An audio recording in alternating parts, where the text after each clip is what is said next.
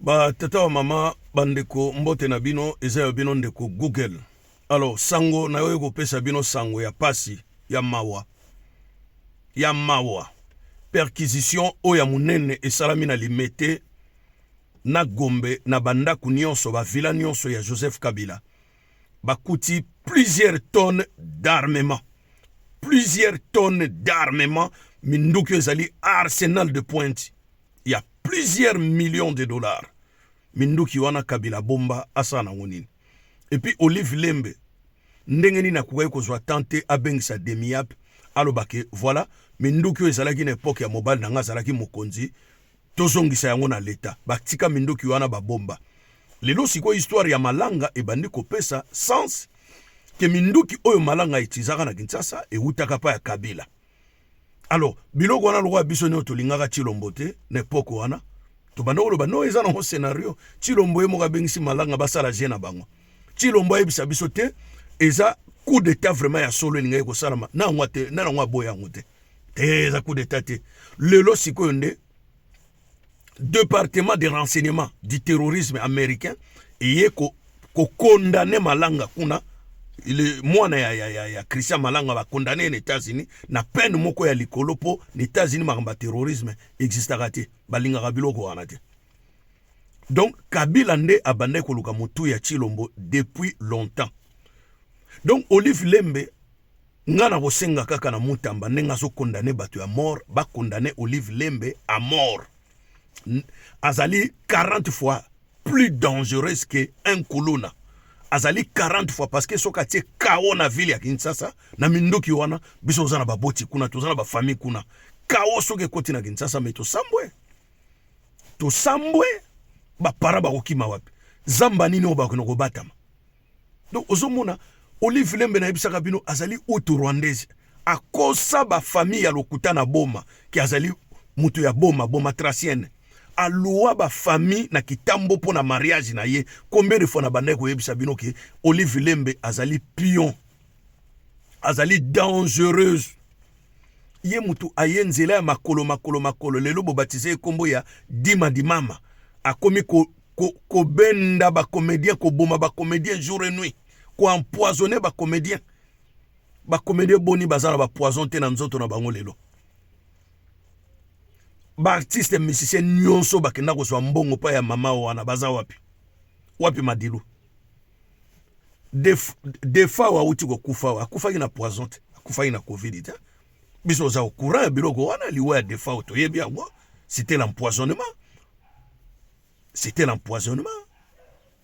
fallait ba pesa na maboko ya un médecin légiste ba yeba eloko nini bomiye ezaka covid te ba mission nyonso yo bakendaki pa mama wana kozwa mbongo parce que l'objectif il y a tout power il faut qu'on diminue ba professeur d'université ba artiste musicien c'est-à-dire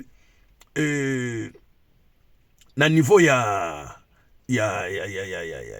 na niveau ya société c'est-à-dire na société congolaise il faut que longola l'élite wana il faut que détruire yango ezalaki objectif na bango ko boma ba comédien koboma ba musicien koboma ba professeur d'université koboma ba chef coutumier ezalaki objectif na bango lelo ba masolo ya ba mobondo ki arme le mobondo na tuni bino soki masolo ya Christian Malanga bokondima yango te me ki arme le mobondo ko somba kalashini kwa fo wapi M16 munduki ya munene ndengwana oko somba ngo wapi na Kongo okoiko somba ngo wapi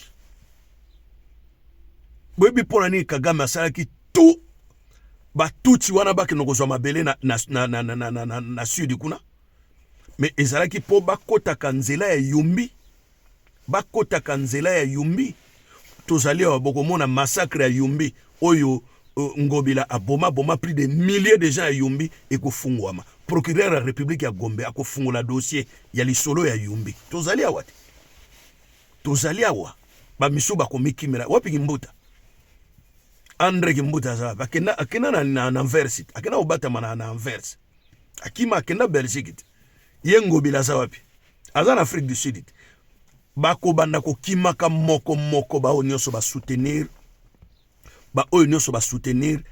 tout power na kati ya Congo ba exterminer batu nyonso ya droit de l'homme Shebe aza wapi? Fidel Bazamba aza wapi? Arma Tungulu akinaka visite vacances na Congo. Bakangie na aéroport na Demiap à l'époque wana Kalev Mutombe na Aner. Bakangie babia yondo zaka anti Kabila tozuyote abi o. Na ina mboka na ngana salini bakangaye bakina na ina chambre moko ezalaka kuna na kwe na aéroport ezalaka Demiap na Aner bakotie na oya Aner po ezali sécurité nationale civile. Babengi Kabila babi garçon yo afinga kayo tuti na Belgique aye vacances to kangie na aéroport.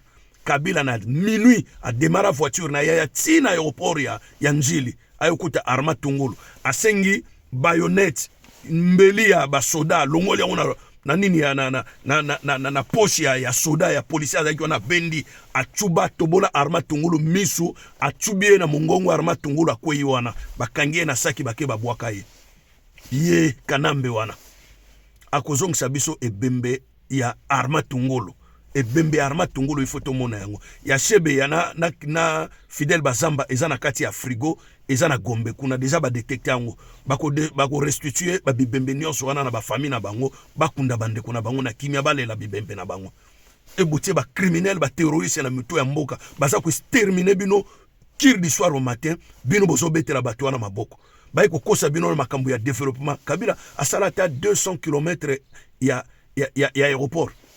Kabila wana salani na Congo.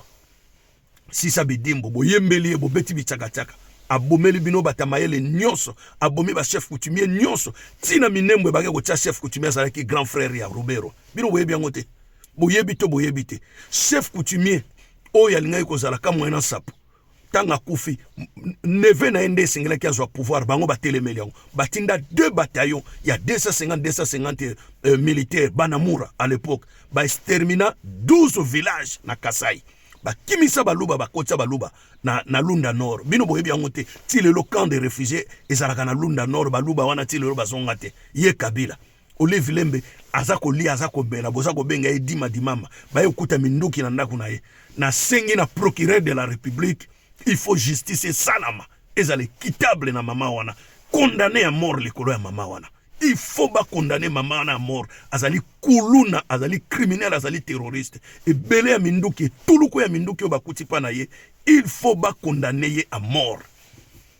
Histoire on est répétée sur la Congo te, batomo basagi na pouvoir, batigana na ba minduki, bakoma boye, et puis bato nyonso basako sakana na habit de pouvoir. Il faut qu'on lande la bango. Il faut coûte que coûte qu'on lande la bango. Sinon, tous aliawa. Ngana zosongela bino.